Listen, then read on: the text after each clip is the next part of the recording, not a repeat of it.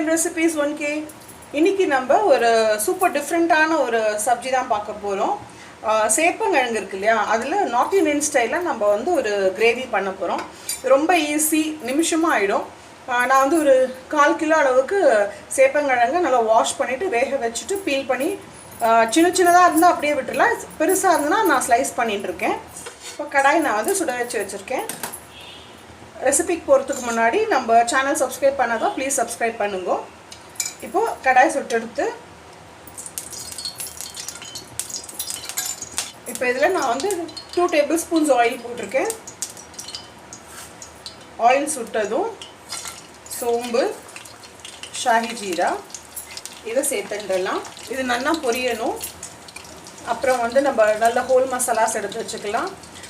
தால்ச்சீனி, star Annie's, அதுக்கப்புறம் இந்த பே leaf இதெல்லாம் சேர்த்துடலாம். இப்போ இதில் நான் வந்து 3 பச்சை மிளகாய் எடுத்துட்டுருக்கேன்.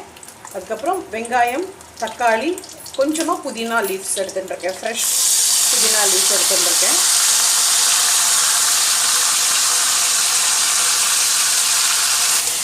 புதினா லீவ்ஸ் பிடிக்காதவா, அந்த ஃப்ளேவர் பிடிக்காது அப்படின்னா அதை நம்ம வந்து ஸ்கிப் பண்ணிக்கலாம், நோ ப்ராப்ளம். இதில் வந்து தக்காளி வந்து ரொம்ப சேர்த்துக்க வேண்டாம். ஜஸ்ட் ஒரு டொமேட்டோ நம்ம போட்டுட்டா போகிறோம். ஏன்னா நம்ம வந்து இந்த இதில் கிரேவி எப்படி பண்ண போகிறோம்னா தயிரில் தான் நம்ம வந்து இந்த மிர்ச்சி, தனியா பவுடர் இதெல்லாம் சேர்த்து நம்ம மிக்ஸ் பண்ணிவிட்டு அதில் தான் இதை விட போகிறோம். இப்போ இது நல்லா வதங்கட்டும். இப்போ இதில் ஜிஞ்சர் கார்லிக் பேஸ்ட் சேர்த்துடலாம். இந்த கிரேவிக்கு தேவையான சால்ட் சேர்த்துக்கலாம். இப்போது ஒரு 1/2 கப் அளவுக்கு நான் தயிர் எடுத்து வச்சுட்டுருக்கேன். அதில் நம்ம தனியா பவுடர், ரெட் சில்லி பவுடர், கொஞ்சமாக மஞ்சள் பொடி இதை நம்ம நல்லா மிக்ஸ் பண்ணி எடுத்து வச்சுக்கலாம். இப்போ இது நல்லா வதங்கின்னு இருக்கு. இப்போ இந்த தயிரோடு நம்ம மிக்ஸ் பண்ணியிருக்கோம் இல்லையா, தனியா பவுடர், சில்லி பவுடர், ஹல்தி, அதாவது மஞ்சள் பொடி இதெல்லாம் சேர்த்து விட்டு நம்ம கொதிக்க வைக்க போகிறோம். பிகினர்ஸ்க்காக சொல்கிறேன். தயிரோடு சேர்த்து மிக்ஸ் பண்ணிவிட்டு அதுக்கப்புறம் அதை கொதிக்க வச்சா அது வந்து திரியாக ஆகாமல் இருக்கும். இது மீடியம் ஃப்ளேமில் வச்சு நல்லா ஒரு 5 to 7 மினிட்ஸ் நல்லா குக் ஆகணும். ஃபர்ஸ்ட் ஒரு 5 மினிட்ஸ் இந்த தயிரோடு மாத்திரம் நல்லா கொதிக்கட்டும். ஒரு 5 மினிட்ஸ் ஆகிடுத்து. இப்போ பாருங்க நல்லா ஆயில் பிரிஞ்சு வருது. இப்போ நம்ம இந்த அரபி சேர்த்துன்றலாம், அதாவது சேப்பங்கிழங்கு சேர்த்துன்றலாம். ரெகுலராக நம்ம வந்து இதை வந்து ஃப்ரை பண்ணி தான் சாப்பிடுவோம், ரோஸ்ட் பண்ணி சாப்பிடுவோம். அதுக்கு கொஞ்சம் போரிங்காக இருக்குது அப்படின்னா இந்த மாதிரி டிஃப்ரெண்ட்டாக நம்ம செஞ்சு சாப்பிட்லாம்.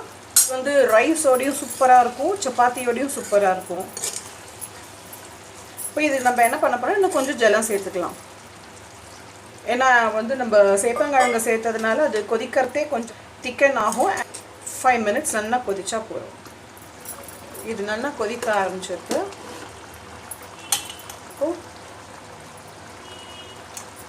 இந்த கசூரி மேத்தி இதில் சேர்த்துக்கலாம். நம்ம எவ்வளோ ஜலம் விட்டோம், நம்ம கிட்டத்தட்ட ஒரு கப் அளவுக்கு ஜலம் சேர்த்துருந்தோம். இப்போ பாருங்கள் இந்த கிரேவி நமக்கு தேவையான கன்சிஸ்டன்சியில் வந்துருக்கு. நம்மளோட அரபி கறி ரெடி ஆகிடுது. நம்ம வந்து இப்போது அரபி வந்து நான் வந்து இன்றைக்கி 1/4 கிலோ எடுத்துட்டுருக்கேன். உங்களுக்கு உங்கள் குவான்டிட்டி எவ்வளோ வேணுமோ அதுக்கு ஏற்ற மாதிரி நீங்கள் வெங்காயம், தக்காளி அண்ட் இந்த காரம் வகைரா நீங்கள் வந்து இன்க்ரீஸ் பண்ணிக்கணுமா டிக்ரீஸ் பண்ணிக்கணுமான்றது பார்த்துக்கோங்க. இதை சாப் பண்ணியும் பண்ணலாம். இல்லை சின்ன சின்ன அரபி, அதாவது சேப்பங்கிழங்கா இருந்ததுன்னா நீங்கள் வந்து அப்படியே முழுசாகவும் போடலாம். அதுவும் பார்க்கறதுக்கு ரொம்ப நல்லா இருக்கும். இந்த மாதிரி ஈஸி அண்ட் இன்ட்ரெஸ்டிங் ரெசிபீஸ் நம்ம சேனலில் நிறைய இருக்குது. Stay tuned for more easy recipes. Thank you for watching. Bye bye.